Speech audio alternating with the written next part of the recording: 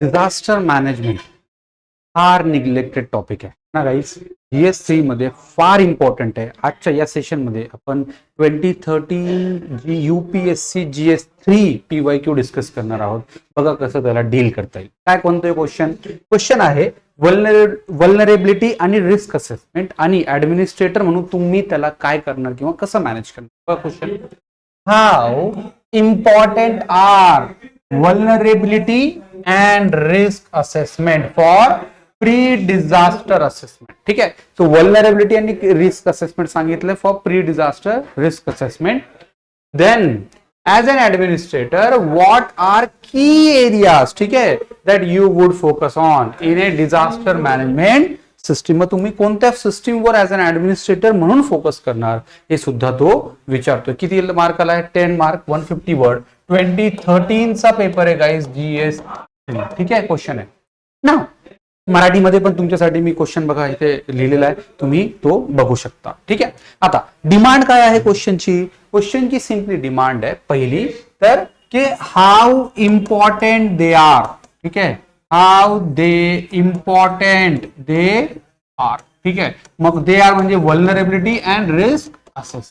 ठीक आहे. आणि सेकंड मग तुमच्या प्रायोरिटीज काय असणार किंवा की एरियाज काय असणार where you would like to focus upon. आता बघा इथे नीड काय, इथे नीड क्लिअर आहे गाईज की तुम्हाला पहिले वल्नरेबिलिटी असेसमेंट काय आहे, रिस्क असेसमेंट काय माहित पाहिजे. जर का माहित नसेल तर मग तुम्हाला इथे फार कन्फ्युजन होऊ शकतो. परत सांगतोय इथे कसं मॅक्झिमम मार्क्स घ्यायचे ना. 10 मार्क्सचा क्वेश्चन आहे. कसं 7+ मार्क्स घेऊ शकता तुम्ही प्रॉपर स्ट्रक्चर मेंटेन करून. 30 सेकंड मध्ये तुम्हाला स्ट्रक्चर रेडीच पाहिजे. प्लस डिझास्टर मॅनेजमेंटसाठी जर का तुमची व्होकॅब्युलरी स्ट्रॉंग नसेल, vulnerability, risk assessment, capacity building, then post disaster, pre disaster management, then reconstruction, rehabilitation, recovery, rescue, response. ठीक आहे. अशा या ज्या की टर्म्स आहेत ना, Sendai agreement, disaster risk reduction, Hyogo protocol, जर का तुमच्या आन्सर मध्ये नसतील तर तुम्हाला मार्क्स भेटणार नाही. ठीक आहे. सो म्हणून हे रिफ्लेक्ट व्हायलाच पाहिजे. That is very much important.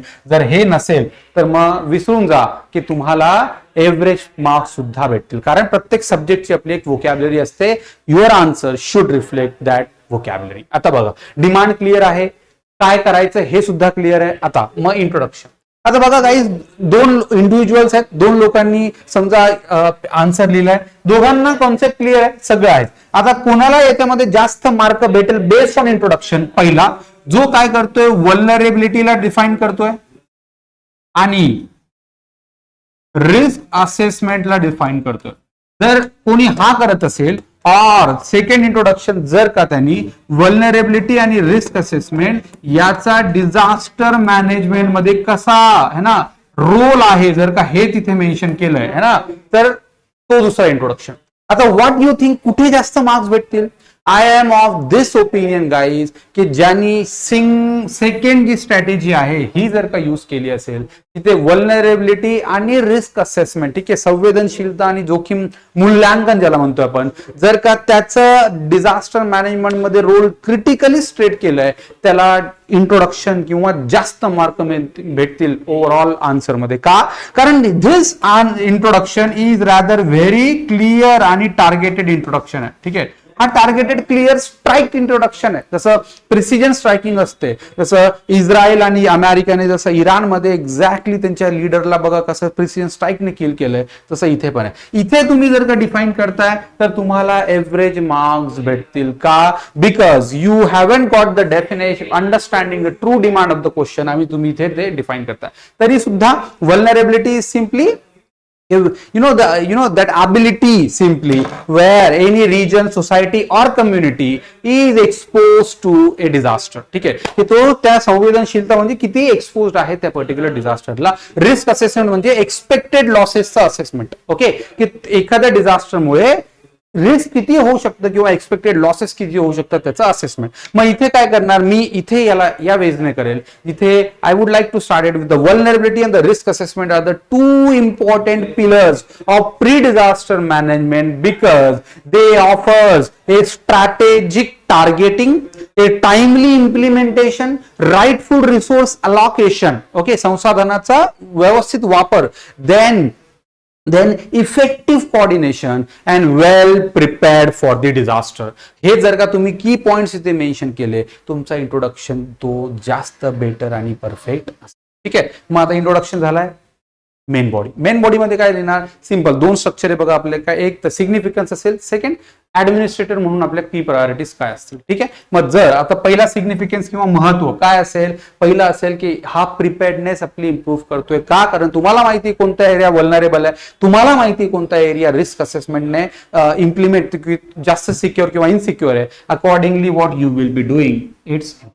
पुढचा पॉइंट काय, तो रिसोर्स अलॉकेशन ना. रिसोर्स अलॉकेशन, मग रिसोर्स अलॉकेशन मध्ये काय की रिसोर्स अलॉकेशन सिम्पली रिफ्लेक्ट और रिप्रेझेंट्स व्हॉट इथे देअर यू विल फाइंड की तुमचे जे अवेलेबल रिसोर्सेस त्याला कसं यूज करायचं, कुठे जास्त यूज करायचं, कुठे कमी यूज करायचं आणि इफिशियंटली हे सुद्धा. त्याच्यानंतर येतं कम्युनिटी एंगेजमेंट, पार्टिसिपेशन सगळ्यात जास्त. जर डिझास्टर मॅनेजमेंटला इफेक्टिव्ह बनवायचं आहे, कम्युनिटी पार्टिसिपेशन शुड बी की. आणि रिस्क असेसमेंट आणि वल्नरेबिलिटी इथे या पॉइंटला जास्त फोकस करतं, कारण जी कम्युनिटी सोसायटी वल्नरेबल आहे, त्या संवेदनशील आहे, त्यांना आपण जास्त फोकस करायचं आहे. त्याच्यानंतर येईल early warning system. Right, early warning system मध्ये काय की आपल्याला एखाद्या घटनाची किंवा डिझास्टरची है ना किंवा आपत्तीची आधीच माहिती असली पाहिजे. सायक्लॉन असेल, फ्लड असू शकतो, अर्थक्वेक असू शकतो. ठीक आहे, त्याची. आणि मग इन्फ्रास्ट्रक्चर आणि लाईफलाईन सिस्टीम, मग त्याला सायकोलॉजिकल इन्फ्रास्ट्रक्चर आणि त्याला कसं तुम्ही डेव्हलप करू शकता, बिल्ड करू शकता. रोड, रेल्वे, एज्युकेशन, हेल्थ सगळ्यांनाच. ठीक आहे,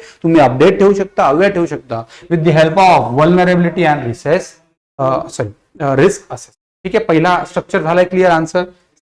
सेकंड काय करणार, ऍज अन ऍडमिनिस्ट्रेटर. आता माझं ओपिनियन विचारलंय. ऍज अन ऍडमिनिस्ट्रेटर मग मला कळते एरियावर प्रायोरिटी फोकस करायचं आहे, तर सगळ्यात आधी माझा पॉइंट असेल guys, I won't be believe in reactive approach. Reactive म्हणजे काय, जशास तसे. म्हणजे जर का आपत्ती आली तर रिॲक्ट करणार, डिझास्टर आला तर ऍक्ट करणार नाही.